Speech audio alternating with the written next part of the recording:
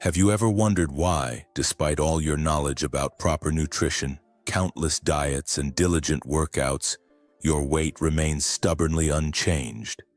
Or even more frustratingly, inevitably returns? What if the true root of this struggle lies not in calorie counting, carb balancing, or cardio intensity, but much deeper, within the hidden labyrinths of your unconscious? The great Carl Jung, one of the most insightful explorers of the human psyche, asserted that the body and psyche are an inseparable whole. Consequently, the extra pounds you carry are not merely accumulated food. They are powerful symbols, encrypted messages from the depths of the unconscious. Silent signals of something far more significant that you have yet to confront. And here is a truth seldom told. Weight issues are almost never exclusively physical. Their roots delve deep into the emotional, psychological, and even archetypal layers of your personality. Sprouting from old fears, unhealed wounds, and forgotten stories you might not even be aware of. Therefore, if you are exhausted by the endless cycle of diets, lost and regained weight, if you are plagued by frustration and guilt, we are ready to shed light. We will uncover 5 profound Jungian reasons why your body might be clinging to excess weight and show you how to finally find true freedom. A path that resonates with the very essence of your soul. The first of these is precisely the one many stubbornly deny, but as soon as you hear it, you will immediately recognize it deep within. It has nothing to do with metabolism and is entirely rooted in fear. 1. Fear of being seen. One of the most unobvious yet powerful reasons people engage in an exhausting battle with extra pounds is that deep down they fear not failure, but success. What happens when those long-awaited pounds finally melt away? Suddenly you're in the spotlight, you are noticed. Strangers might openly comment on your appearance. Friends and even your closest family begin to treat you differently. You attract gazes, hear compliments, feel interest, perhaps even envy. To be visible is to be open, and openness, alas, can sometimes be unbearably frightening. If in the past you ever felt vulnerable when in the spotlight, if your childhood or youth was spent in an environment where any difference, any standing out from the crowd resulted in judgment, ridicule, or even pain, then your mind, your psyche, activates a powerful defense mechanism striving to protect you at all costs. As Carl Jung wisely observed, the psyche has a tendency to resist change. And this resistance, this internal struggle, often manifests precisely in the body. The paradox is this: while your conscious mind desperately strives to shed excess weight, your unconscious whispers or screams, "Stop. It's safer this way. Don't stand out." Excess weight is not just about pounds. It is an invisible shield, a strong armor erected between you and the world. It wards off intimacy, keeping it at arm's length. It becomes a convenient excuse to hide, to remain unnoticed. Remember how often you've heard, or perhaps said yourself, these words: "I'll start dating as soon as I lose weight." Or, "I'll apply for that job when I look better." These phrases are not just excuses, they are a cry from the soul seeking protection. But behind these words lies something much deeper, a vicious cycle of self-protection. By maintaining a familiar body size, we unconsciously postpone the opportunity to be truly open. It's a way to delay the burning fear that arises at the thought of being noticed, seen in all your vulnerability. And then comes the pivotal question that changes everything. Not how to lose weight, but why am I afraid to be seen in my full, true manifestation? When we dare to look into this depth and find the answer, when this internal question is finally resolved, the body often begins to release excess weight quite naturally. For it no longer needs this shield, this armor, to protect us from the world. 2. The wound of the mother archetype. Food is far more than just a source of calories. From our very first breath, from the moment of our birth, the process of feeding is inextricably linked with love. The first bottle or the first touch of a mother's breast is not just about satisfying hunger. It is a profound sense of security, enveloping warmth, and an unbreakable bond. It is the embodiment of the mother. This is where Carl Jung's idea of archetypes gains its astonishing power. The mother archetype is not just an image, it is a universal, deeply rooted symbol of comprehensive care, tender nurturing, and most importantly, unconditional love that forms our very foundation. If your experience with a maternal figure, whether your biological mother or the emotional atmosphere in which you grew up, was inconsistent, absent, or deeply painful, then food very often becomes an unwitting refuge. This is why late-night snacks offer such profound comfort. This is why we affectionately call desserts treats, and this is why emotional eating has become such a pervasive phenomenon. Because food doesn't just fill the stomach, it nourishes our heart, filling voids we might not even be aware of. Every bite becomes an unconscious attempt to soothe that inner child who still desperately yearns to be held tight, cared for, and accepted unconditionally. This is why diets feel like a cruel punishment. Restricting food isn't just about cutting calories. It's the deprivation of the only source of comfort that this inner child has learned to rely on as a lifeline. This is why so many people fall off the wagon. They are not weak. They are simply trying to survive, desperately clinging to their accustomed coping mechanism. True healing here has nothing to do with willpower. It is about reconnecting with and nurturing that inner child. It is about bestowing upon yourself the unconditional love you once longed for, so that food finally ceases to bear the unbearable burden of being a mother substitute. Carl Jung taught that in the depths of our psyche lie not only personal memories but also powerful psychic imprints of entire cultures and countless generations. It's a staggering thought. Your own, at times exhausting, struggle with food and weight might not have even started with you. Its roots might be deeply inherited. It is these archetypal roles passed down through generations like invisible threads of destiny that shape your profound relationship with nourishment, survival instincts, and, crucially, your self-worth. Take, for example, the archetype of the good girl, the one taught from childhood to be impeccably polite, obedient, and always pleasing. For her, overeating can become not just an act, but a quiet yet fierce rebellion. It's her secret, almost unconscious way of reclaiming a shred of power in a world that stubbornly demands she remain small, unnoticed, and utterly controlled. And what about the archetype of the caretaker? This is the one who always gives, who tirelessly puts the needs of others first. For them, self-care often feels like a betrayal, an unforgivable selfishness. And then food becomes the only sacred space where their own long-suppressed needs can finally be heard and met. Finally, we encounter the archetype of the martyr, bearing deep ancestral patterns of scarcity, deprivation, and suffering. For them, eating more than absolutely necessary seems not just an indulgence, but almost a sinful act. Meanwhile, a strict diet, self-restraint, and deprivation are perceived as the highest virtue, a path to purification and redemption. Our bodies are repositories of history. They carry the invisible burden of generations who endured famine, war, or forced displacement. These deep cultural and ancestral imprints can invisibly yet powerfully dictate our relationship with food, even if we are completely unaware of it.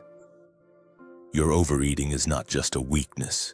It is a poignant echo of starving ancestors whose fears and deprivations resonate within you.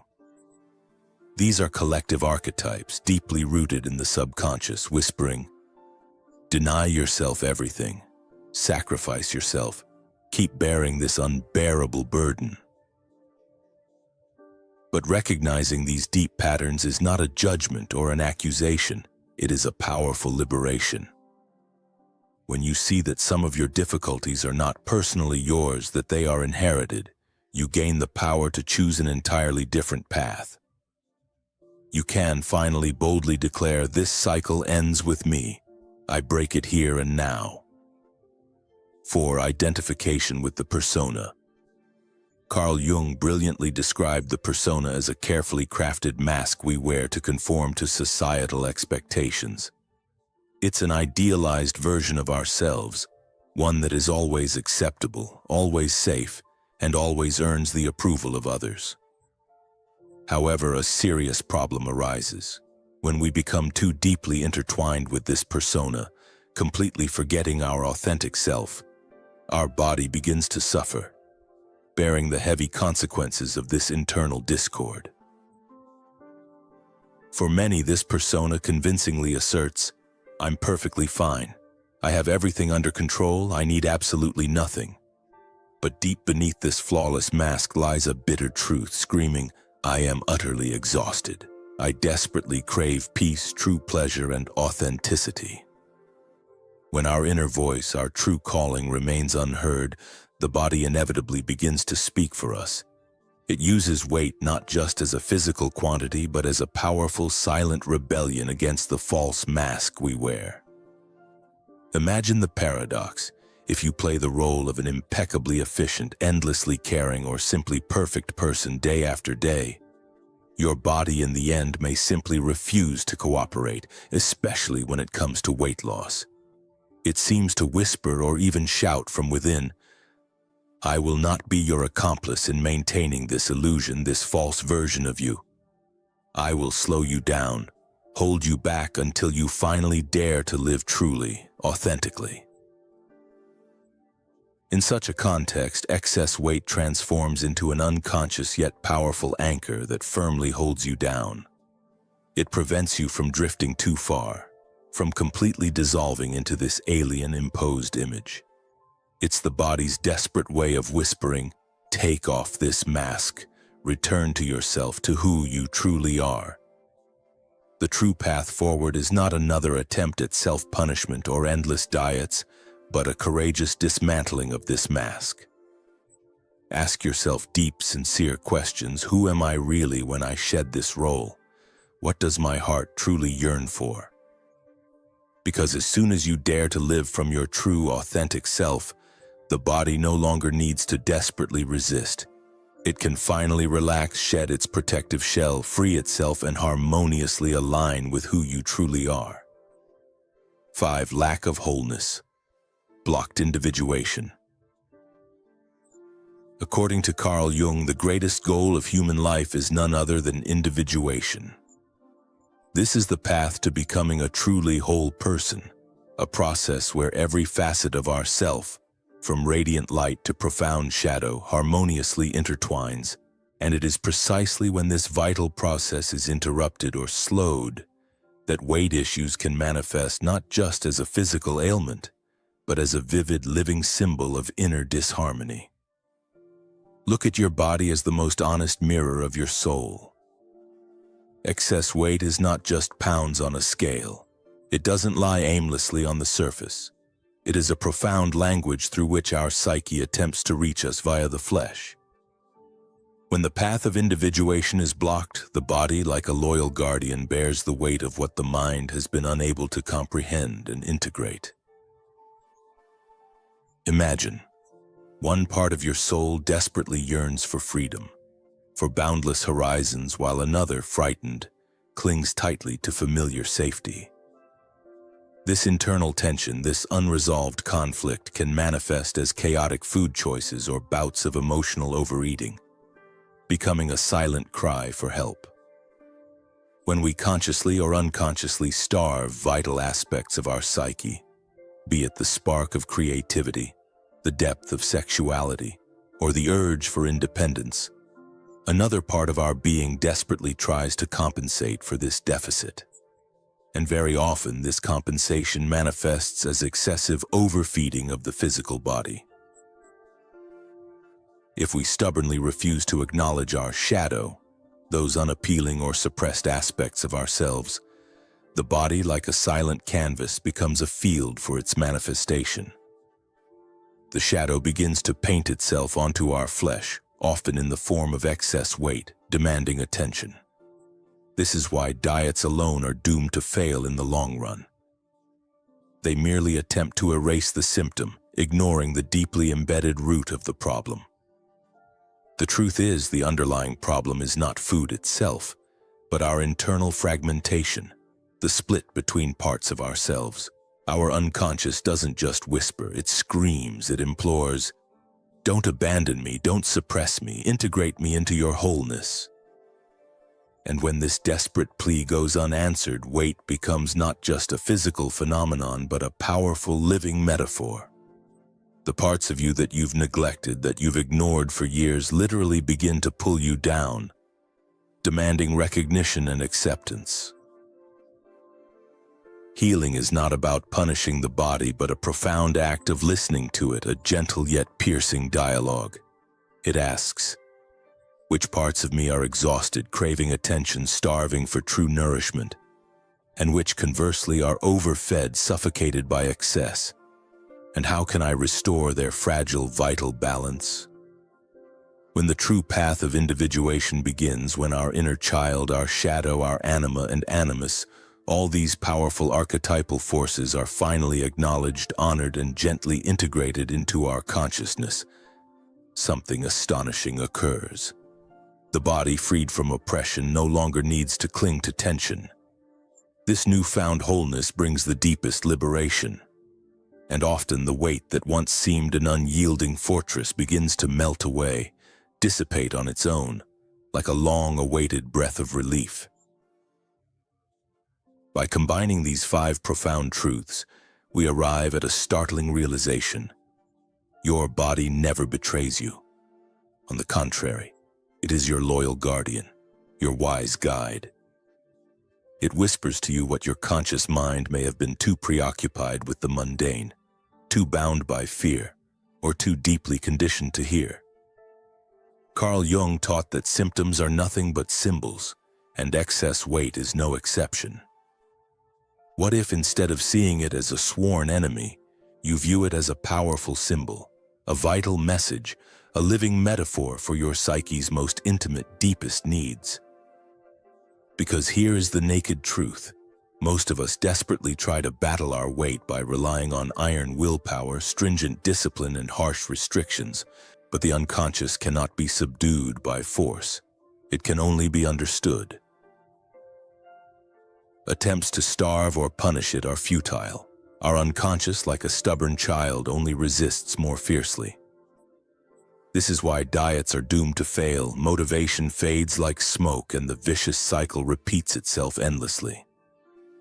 But imagine simply approaching your body with sincere curiosity and profound compassion, and everything transforms. You suddenly realize it's not about food at all. Weight is a silent voice of unspoken stories, a cry of unmet needs, unrealized parts of your soul that desperately yearn to be accepted and integrated. So how do you break this vicious cycle? How do you escape the grip of unconscious patterns? The answer is simple, yet it demands courage. Stop fighting your weight. Start listening to it. Ask yourself questions that will change everything. What is this weight protecting me from? What unspoken need is it fulfilling that I haven't yet learned to provide for myself? Embrace your inner child. Begin to recreate yourself with boundless love without shifting this sacred burden onto food. Dare to meet your shadow. Write down all your hidden fears. Fear of success, fear of being seen, fear of independence. Bring them out of the darkness into the bright light of awareness. Re-examine the roles you've inherited. Whose behavioral patterns do you continue to carry? Are you living out the script of the good girl, the martyr, the caretaker, or someone else? Isn't it time, finally, to step towards your true, complete wholeness? Instead of exhausting yourself by fighting, trying to suppress or reject parts of your essence, embrace them. Allow them to unfold. Give them a voice, space for creativity and expression. Remember, excess weight is not a curse, not a punishment, but a wise teacher. As soon as you hear and accept its message, your body will no longer be forced to carry this burden alone. Therefore, the next time you stand before the mirror, instead of bitterly asking, "Why can't I get rid of this weight?" try asking yourself another far deeper question. What is my body desperately trying to tell me? Remember, this one question has the power to turn your entire world around.